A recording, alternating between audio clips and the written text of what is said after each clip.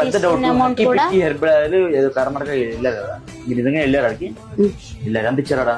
సరే డబ్బులు వద్దు, చెప్పొద్దు, అమౌంట్ చెప్పొద్దు, ఆయిల్ నిజమేనా? ఆయిల్ నిజమేనా అంటే అక్కడ తయారు చేసేదైతే నిజమే, కాకపోతే మళ్ళీ దీన్ని ఎలా ఇచ్చేస్తారు అనేది అయితే నాకు తెలీదు.